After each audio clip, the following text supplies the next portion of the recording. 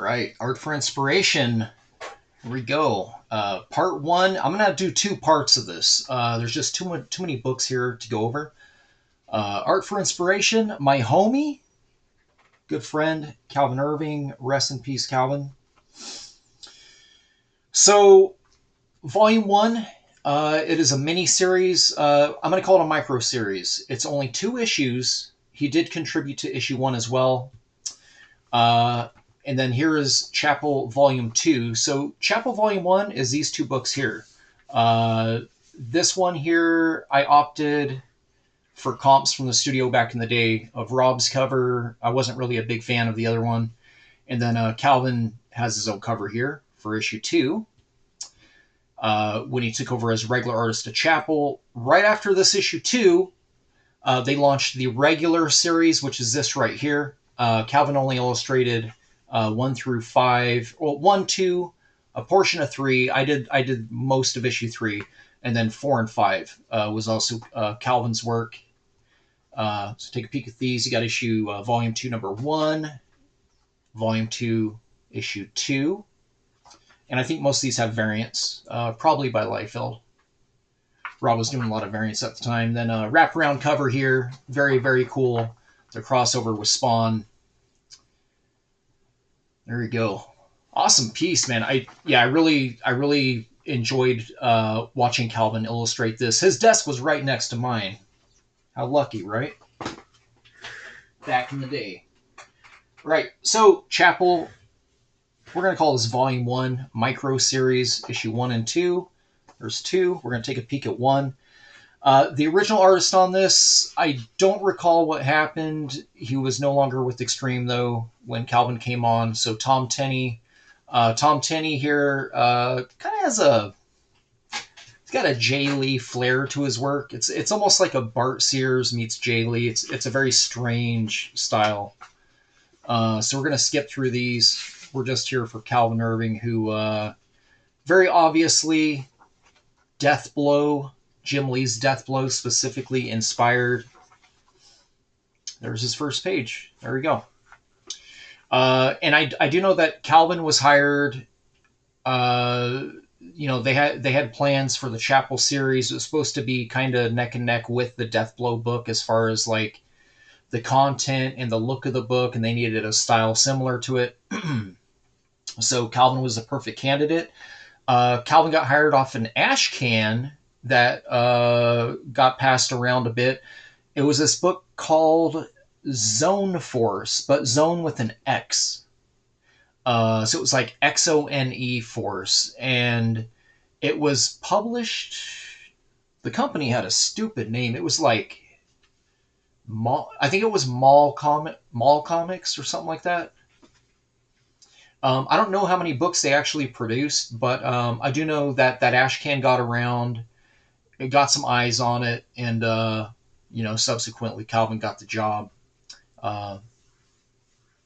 as being the closest thing Rob could get to Jim Lee Deathblow. So anyways, yeah, super cool to look at, super fun.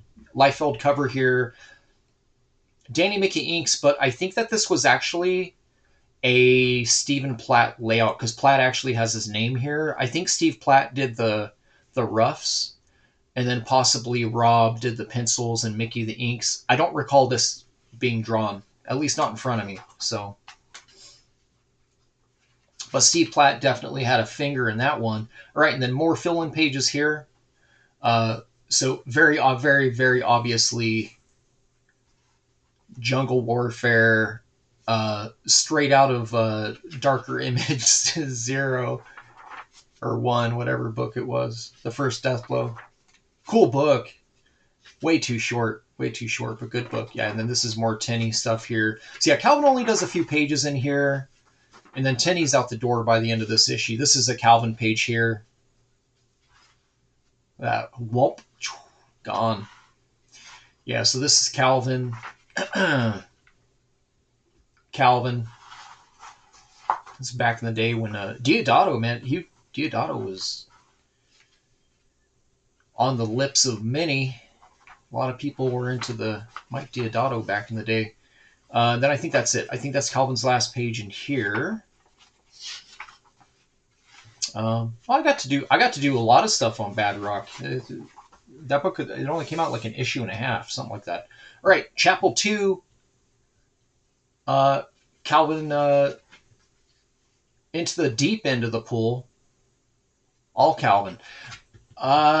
Some guest inks, though. Danny Mickey and John Sabal both touched some pages in here, and I'll try to point them out if I catch it, all right? Yeah, great, super great layout.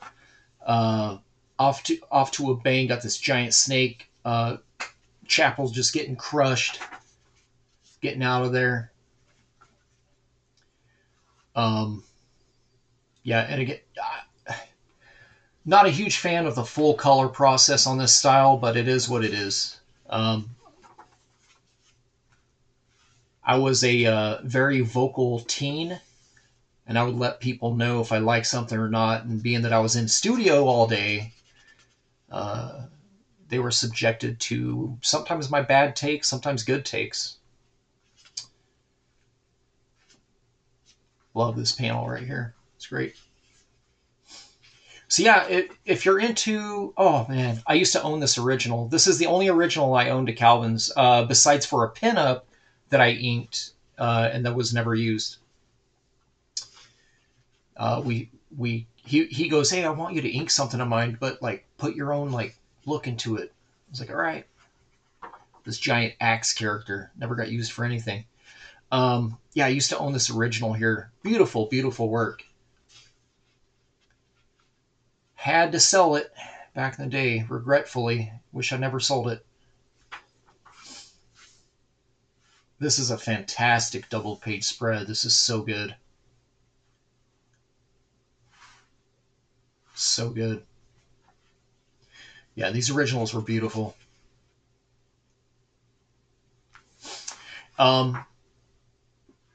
After this book right here, Calvin had a tendency to kind of disappear for days or even weeks at a time, and no one would be able to get a hold of him. Usually, they'd be like, "Shall call Calvin's sister," because his sister was really the one you'd get a hold of, and she would have the info of where he was at or if he was available. And it was kind of rough getting that. I remember it was kind of rough for them getting pages from him on this. Sometimes he'd show up and he'd knock out 4 or 5, then you wouldn't see him for 2 weeks, you know? So they did utilize me on the volume 2 with layouts. No finishes, just layouts. So this page is great. The colors ruin this page. The line art to this page, I remember watching him work on this right here. Really, really cool. Yeah, at some point, I mean, I don't know, he was never really a huge name. This is funny. I got a story about this, but Calvin was never really like big enough of a name to constitute a artist edition or anything like that. But it would be really cool to see that in person, personally, just because of he did employ a lot of like whiteout effects and whiteout markers and things like that. So it's really cool to see kind of what he noodled, what he touched up. And he had kind of weird choices in art supplies, even knowing that stuff maybe isn't good for the paper long term. He was more about will it work right now? He would use a lot of Sharpie markers. He would use a lot of super fine tip and fine tip Sharpies. He would use Pigma markers and all that kind of stuff. And sometimes it was just he didn't really care. He really didn't care. People be like, hey, that's going to fade over time. And he's like, yeah, whatever. This page here was used in an Inside Image comic. This specific page, I remember this. It was in an Inside Image comic for a Deathblow comic. They used this splash without the lettering. They used this splash in line art form to promote a Trevor Scott issue of Deathblow. That was funny. And then another incident happened too in Diamond Previews for Chapel Volume 2, where they also used a Chapel image that Extreme supplied them for the chapel solicitation. They used that in there as well for an ad placed for Deathblow, which was also kind of hilarious because it's like he nails the style so hard that it's like, you know, weird problem to have, right? They're using your art to promote another book. This page here was inked by Sabal. This was John Sabal, for sure. So you can kind of see it's got a lot more like linear values to it. You can't really see it in my camera. Apology about that, but there's a lot of hatching in here. This isn't jet black in these shadows. Let's see here. And then this is back to Calvin. This was Calvin actually trying some different stuff. Weird book to gamble on coming up on a regular series, but he's doing a bunch of this stuff in here that, you know, all around him. I mean, you can't blame the guy. Stephen Platt being talked about, Stephen Platt in The Office, Stephen Platt posters. It's just weird, right? Like we were all Platt fans, and we got to work with the guy, you know? And so Calvin, trying to make a mark, you know, he started employing a lot of these line art rendering styles that Platt was doing already, and it didn't really work that well for his style. I remember him drawing that page too. This page here was inked by Danny Mickey. This is a Danny Mickey page, so there you go. So yeah, you got there's that John Sabal page. Yeah, so John Sabal inked this one. You know, they never even asked permission for that, I don't believe. And then Mickey inked this. Yeah, this was Danny Mickey's page. There's a lot of mid-tone gradients going on here within this area where normally Calvin would just have jet black. So Danny came in and added a bunch of like that 40-60 element of drop shadows, fades. Yeah, and it's really cool. It would have been interesting to see Mickey ink more of Calvin's work because he brings a little more of a Jim Lee structure intact, you know? And then this here is back to Calvin inking himself. This entire page right here is Sharpie marker. This entire page. So these are those the extra fine tip I was talking about, all this line art here. And then obviously this right here is a chisel tip. I know this page was a rush job. I remember that.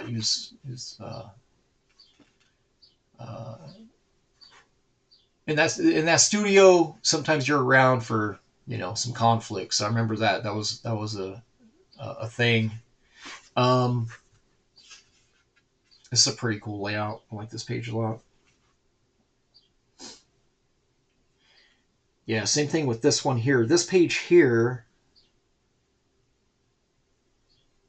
this was not his inks. This might be Sabal as well, this page. I think this is John Sabal. This page is... This page is also John Sabal. Oh, wow. That might have been some of the conflict. Yeah, a lot of us would do stuff usually without asking. And what happens is you invoice for the pages you worked on, and I think that was some of the conflict. So yeah, I think Jonathan doing some stuff without permissions, Danny as well.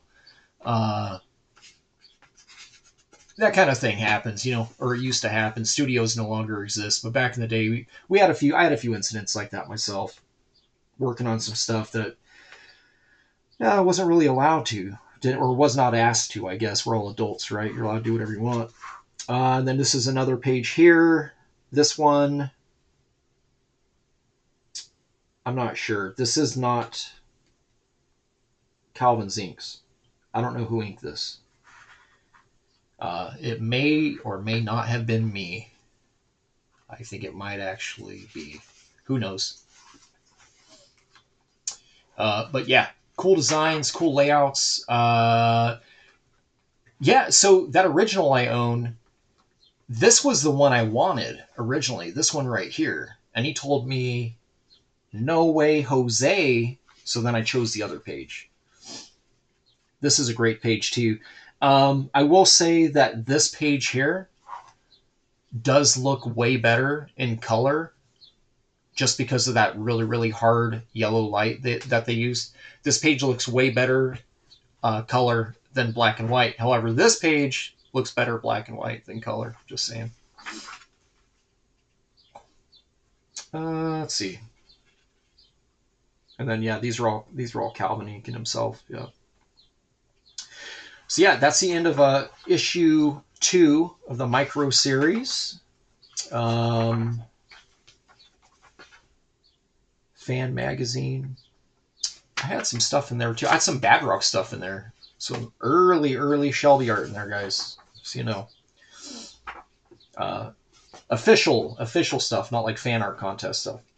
So yeah, there we go. Calvin Irving, Chapel Volume 1, Issue 1 and 2. This might be the only cover for issue 2. I'm not 100%, but this is, in my opinion, the best cover to issue 2.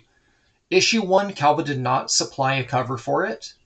So if you do see a Chapel number 1 with a cover by Calvin, you're looking at the regular or the variant edition cover for Chapel number 1, Volume 2. Okay? So, yeah, like I said, you guys are interested in Deathblow, all things Deathblow style, Extreme's attempt at doing their own Deathblow comic. Calvin Irving's the man. He's the one who did it. Again, rest in peace, Calvin.